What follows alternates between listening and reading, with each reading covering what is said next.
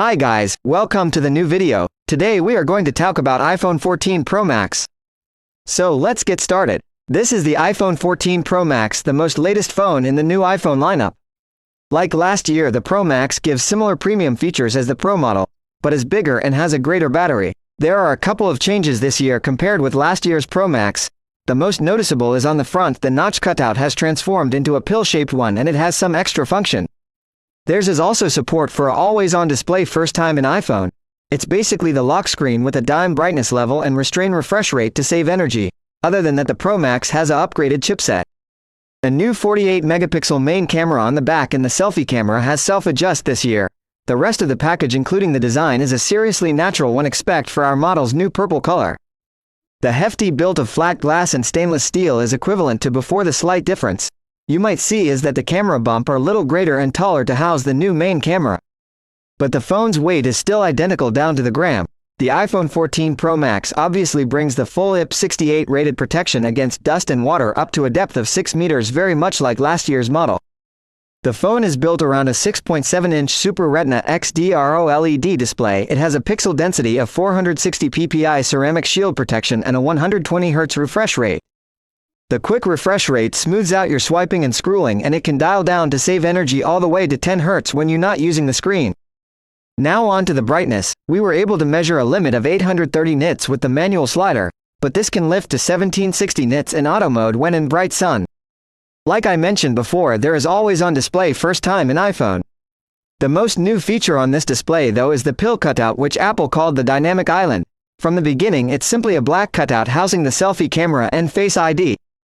But it's also integrated with the UI extending on the left and right sides. When you open a computable app like a music app and showing important data, it can also show system alerts like charging. For example, the dynamic island works for one thing at a time, but in some cases a second app is supported, and when you open that up, it will split the dynamic island into an eye shape. That content is sharp, vibrant and contrasty, and the color accuracy is brilliant, and there's support for HDR10 and Dolby Vision too. For sound, the iPhone 14 Pro Max has a couple of stereo speakers with the earpiece acting as the main one. They earned a score of great in our loudness test, and the sound quality is great with clean vocals and high pitch.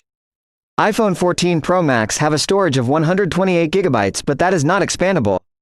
The interface of the new iPhone generation is the new iOS 16.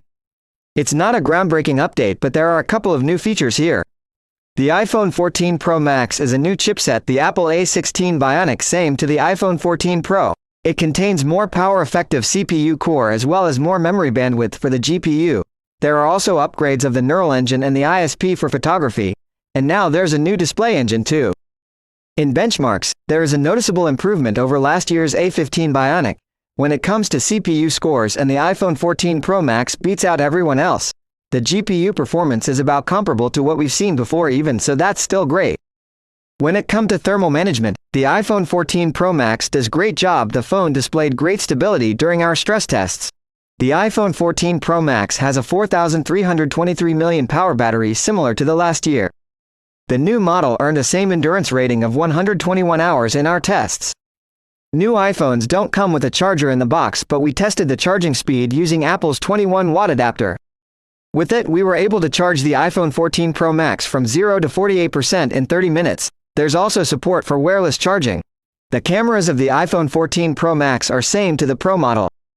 There's a new 48-megapixel main camera with a quad Bayer filter, and it has second-gen censorship stabilization and full focus pixels. Other than that, there's a 12-megapixel ultra-wide camera which has a new sensor and lens. It also has autofocus. Then there's the 12-megapixel 3x telephoto and a lidar scanner for portraits in focus. 12-megapixel photos from the main camera are pretty much the same to what we've seen from the iPhones over the recent years. There's a lot of detail, low noise, exact colors, brilliant contrast and wide dynamic range. You can also shoot in the main camera's full 48 megapixels in RAW format, and compared with the full resolution modes of different phones with quad Bayer cameras, this one is probably the best. We've seen the iPhone 14 Pro Max can give 2x lossless zoom by cropping from the 48-megapixel picture. These shots look perfect with a great amount of detail. When taking portrait, the phone defaults to the 2x zoom and the results are decent. The subjects look sharp and well defined. Now on to the ultra-wide. Its photos are great. There's a lot of detail and great sharpness. The color are accurate and dynamic range are a solid match for different cameras. Since the ultra-wide has autofocus, you can also use it to take close-up shots. These are great with decent detail in colors and low noise. This year Apple has an autofocus to the front camera. The 12-megapixel selfies are great, the autofocus works well, and photos are well detailed with well-contained noise, wide dynamic range, and exact colors. The iPhone 14 Pro Max can record 4K video in up to 60 FPS with the selfie camera and each of the 3 back cameras. The footage has a great amount of detail, good contrast, and low noise and wide dynamic range.